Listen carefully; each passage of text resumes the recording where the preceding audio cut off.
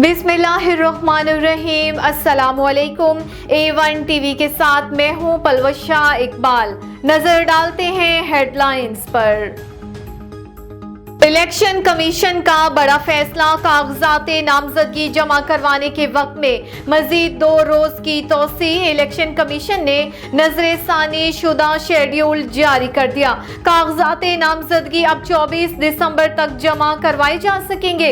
मुस्लिम लीग नून, Peoples Party, MQM Pakistan, JUI फे और बलूचिस्तान अवामी पार्टी ने तारीख बढ़ाने का मुतालबा किया था। सियासी जमातों ने कागजात नामजदगी जमा करवाने के लिए 3 रोज कम करार दिए थे।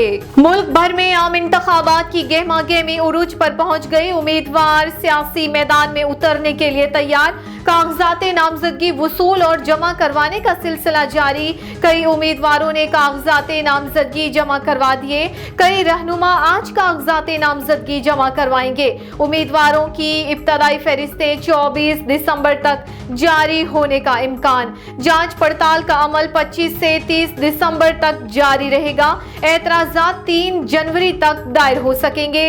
अपीलें 10 जनवरी तक सुनी जाएंगी। इंतखाबात 8 फरवरी को ही होंगे। Chairman PTI barrister Gohar Ali Khan हल्का NA 10 से कागजात नामजदगी जमा करवाएंगे। मौलाना अहमद लुधियानवी NA 109 और PP 126 से इलेक्शन लड़ेंगे। फैसल सालेह हयात साहबजादा महबूब और इफ्तिखार बलोच NA 108 से लड़ेंगे। सादिक संजरानी ने NA 260 से कागजात नामजदगी जमा करवा दिए।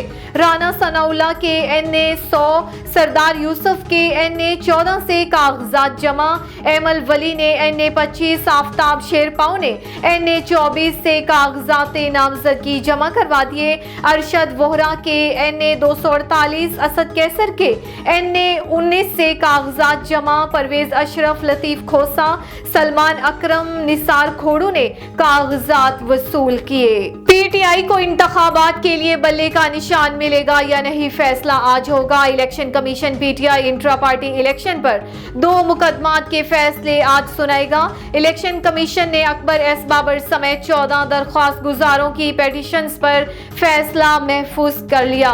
पेशावर हाई कोर्ट ने इलेक्शन कमीशन को आज फैसला करने का हुक्म दिया था। चेयरमैन तहरीक इंसाफ बैरिस्टर गौहर कहते हैं, आज इंतखाबी निशान ना मिले तो उम्मीदवार आजाद तस्वुर किए जाएंगे। और साइफर केस में चेयरमैन PTI और शाह महमूद कुरैशी की जमानत की इस्तदा। कायम मकाम चीफ जस्टिस ने स्पीडी ट्रायल हर मुल्जिम का हक करार दे दिया।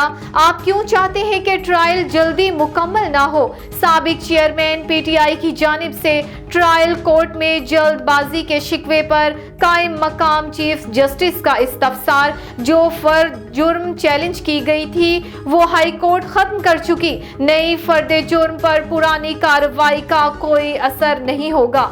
कायम मकाम चीफ जस्टिस सरदार तारिक मसूद के रिमार्क्स। हेडलाइंस आपने जानी A1 टीवी के न्यूज स्टूडियो से। फिल वक्त इतना ही। मजीद खबरों और अपडेट्स के लिए देखते रहिए A1 टीवी। A1 टीवी, सब पे नजर, अंदर की खबर।